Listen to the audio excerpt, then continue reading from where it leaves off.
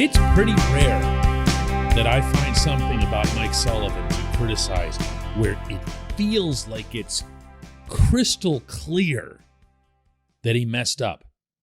But now I'm sure of it. Good morning to you. Good Tuesday morning. I'm Dejan Kovacevic of DK Pittsburgh Sports. This is Daily Shot of Penguins. It comes your way bright and early every weekday. If you're into football and or baseball, I also offer up daily shots of Steelers and Pirates, right where you found this.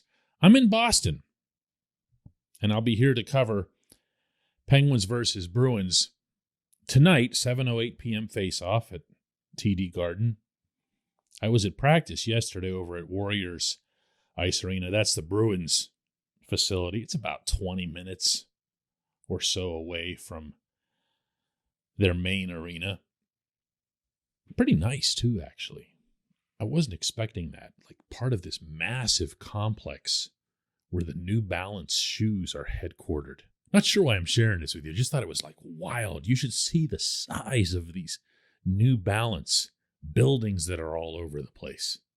Anyway, not why I went there, obviously. I went to see what I fully expected would be and was a spirited practice. I mean, really spirited practice. This is a Sullivan MO. He does this sort of thing. When the team's had a break of any significant span, when they come back, he works them, not in some punitive way, but to make sure that they get all the kinks out. And as if the hour and change that they put in on this rink wasn't enough, they're going to have a full, non-optional morning skate here today at TD Garden. That's how much Sullivan wants to make sure that whatever it is that happens to them tonight against the Bruins, it won't be the result of rust or couch legs or anything like that. Now, this came on a day that the team also learned that Evgeni Malkin was going to have to go on the COVID list, tested positive, has some mild symptoms, definitely missing this game tonight, definitely missing the game Thursday night in Ottawa because of Canadian border restrictions, and we'll see what happens as far as this weekend in Newark. That, in turn, naturally forced Sullivan to mix up his lines a little bit. On a good note, Danton Heinem's back. Looks like he'll be in the lineup tonight. The second line, in Malkin's absence, will have Jeff Carter between Brock McGinn and Kasperi Kapanen. For what it's worth, they look really good in practice. But then anybody with Kapanen looks good in practice because he's just awesome in practice. And the third line, in turn, had Evan Rodrigues between Heinen and Radim Zohorna. And if you're wondering, what's Zohorna doing on the right wing? Big left-handed natural center? The answer is that Sullivan, I believe, has realized the mistake that he made by moving Rodrigues off the center position. But you don't have to take my word for it, since it was Sullivan 3 weeks ago when Rodrigues was still going well before his 13-game goalless drought that Sullivan, of his own initiative, said that he really appreciated what Rodrigues was bringing to the team by moving through the middle of the ice. And I'm not talking about the vertical middle, but the horizontal middle. He was skating between the blue lines with a purpose, gaining the zone, often creating his own offense, just by rushing through the middle of the rink. And tonight, it appears, he's going to right that wrong. This portion of Daily Shot of Penguins is brought to you by the good people at the Greater Pittsburgh Community Food Bank, where they're committed to providing food for all of our neighbors in need across Western Pennsylvania. They, in turn, need your help. Find out how $1 can be turned into 5 full meals for those in need. Visit pittsburghfoodbank.org. Rodrigues will be at center ice tonight. And Rodrigues, make no mistake about it, is happy about that. I checked with him to make sure. Yeah, I think playing center helps out a ton. I've been playing wing a lot lately, and sometimes that's a little more static, more up and down the wing, and you don't get the puck in the middle of the ice as much. So, hopefully playing center here tomorrow, getting some touches early, getting the puck in the middle of the rink will help that. And, just kind of go from there. And that's as it should be. He's anything but a complainer. This is like the goodest guy of all the good guys in professional sports. And especially in a year where he was having a big breakout, and he owes that in part to the Penguins management, the Penguins coaching staff. He wasn't about to get critical. But when you have something that's going that well, when you've been handed a gift, a surprise gift, really, of a dude putting up 15 goals in 37 games that you weren't expecting that many from the entire season, you don't mess with it.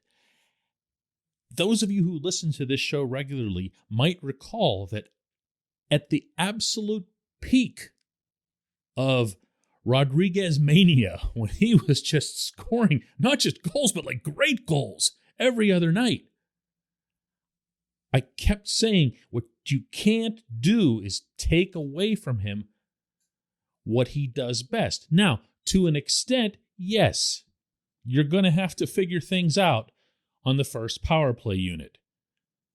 I couldn't conceive of a way that Rodrigues would stay on that unit, even if he actually became Alexander Ovechkin instead of just doing occasional impressions in that left circle. And sure enough, the top power play unit has gone on without Rodrigues to be number one in the National Hockey League since the flip of the calendar. And Brian Rust, who'd be the only player you could take off for Rodrigues, has been the main catalyst. So you can't do anything there, but you sure could 5-on-5. You didn't need to take both of those things away from him.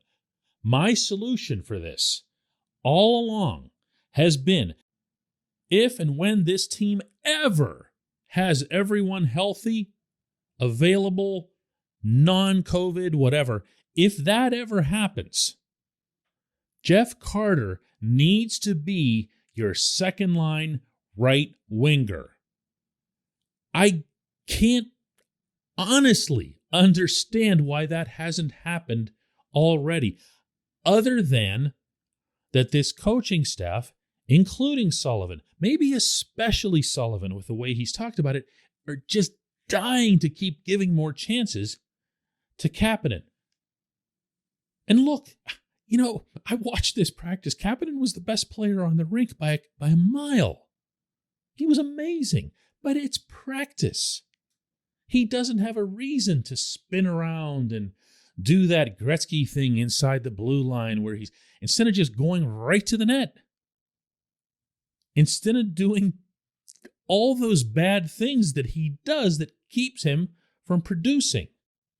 Eventually, and I suspect sooner rather than later, they're going to give up. They don't have to give up on the player, but they're going to give up on the idea that he's some sort of top six breakout waiting to happen. He isn't. He's been around for a while now. He's shown you what he is. Believe him at some point in that regard. Carter also has shown you that he is absolutely a top six right winger in the National Hockey League, including right now. He's a straight line, no nonsense gunner, which is what Malkin has always loved on his wings, going back to Ruslan Fedotenko days.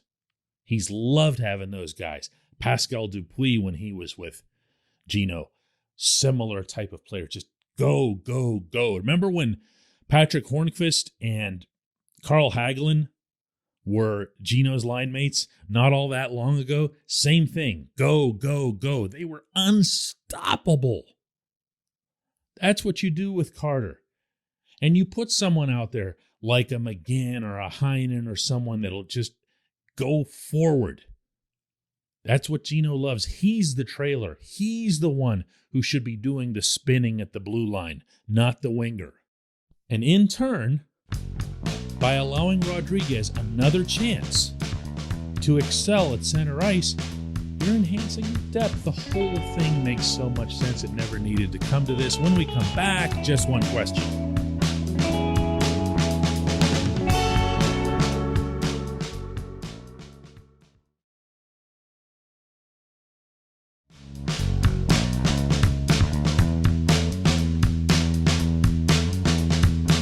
Welcome back. It's time for Just One Question that's brought to you always on this program by Fubo TV. The monthly cost of cable is over $200. Fubo TV is $65 a month to watch all the same channels, including AT&T Sportsnet Pittsburgh. And right now, Fubo TV is offering our listeners of this show a 7-day free trial and 15% off your first month. Just go to FuboTV.com/DK. FuboTV.com/DK. And today's J1Q comes from Toby, who asks, man, those Jim Rutherford trades of Kasperi Kapanen and Jason Zucker for first-round picks are looking pretty bad now, huh? And yeah, of course they are. Of course they are. Where I always end up feeling like I need to come to Rutherford's defense on stuff like this is never the actual move, okay? I can look at those moves individually and say, well, yeah, I mean, obviously.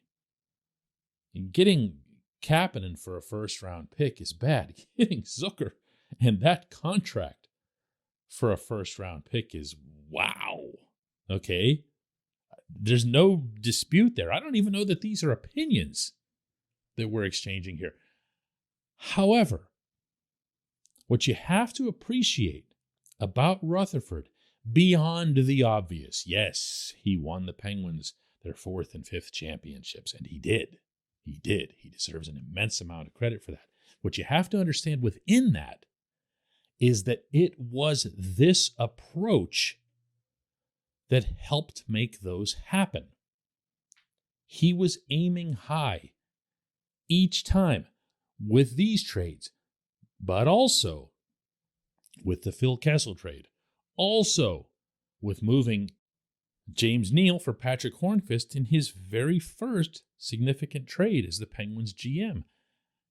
People like to rewrite history about stuff like this, but at the time, that was very unpopular.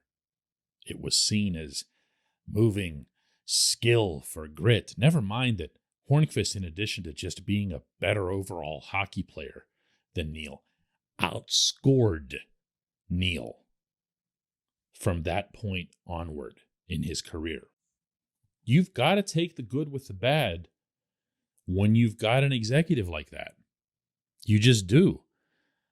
There's going to be bad. There was always going to be bad. Now, Jim had a run there for a while where everything he touched turned to gold.